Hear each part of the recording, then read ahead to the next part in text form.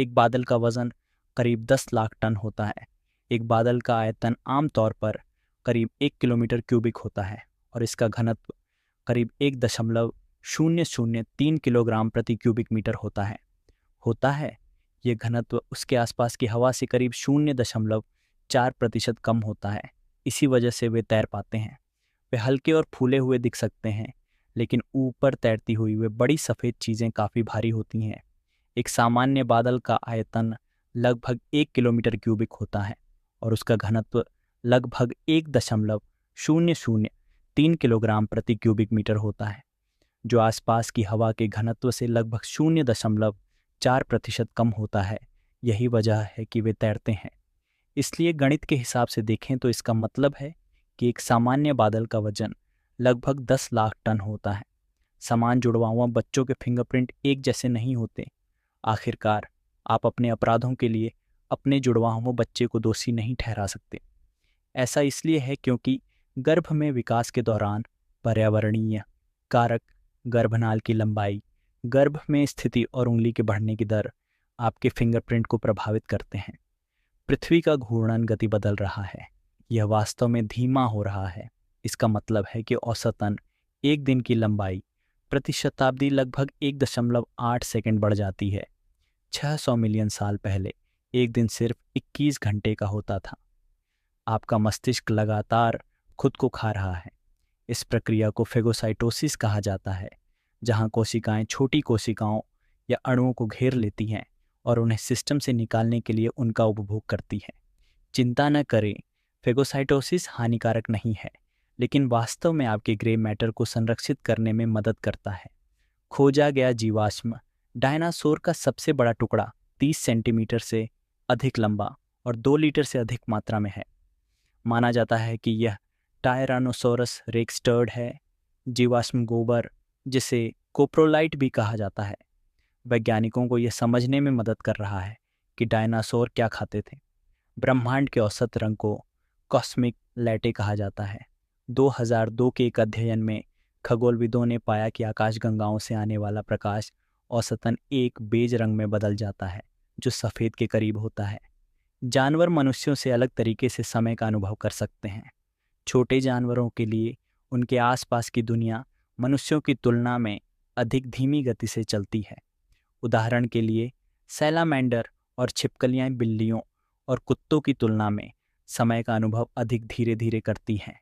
ऐसा इसलिए है क्योंकि समय की धारणा इस बात पर निर्भर करती है कि मस्तिष्क आने वाली सूचनाओं को कितनी जल्दी संसाधित कर सकता है। पानी गीला नहीं हो सकता है।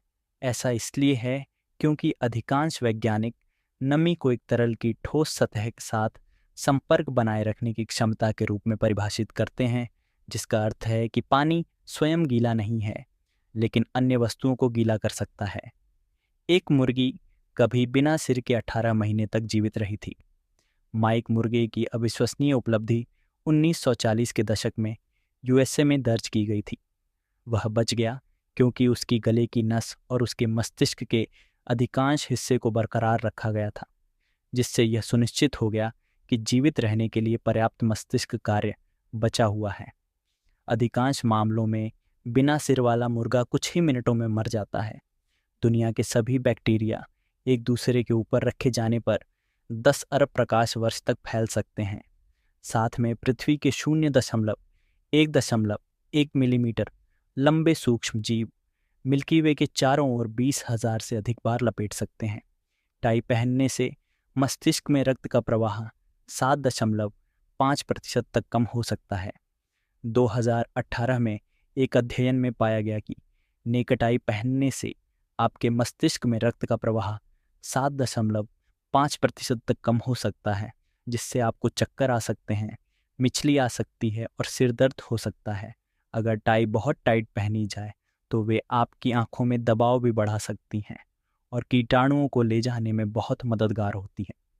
लंबे शब्दों के डर को हिप्पोपोटामोनस्ट्रोसेक्विपेडालियोफोबिया कहा जाता है।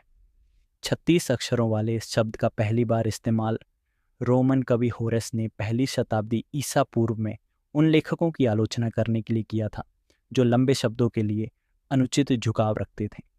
यह अमेरिकी कवि एमी नेजुकुमाताथिल थे, जो संभवतः अपने उपनाम से डरते थे, जिन्होंने 2000 में इस शब्द को गढ़ा था।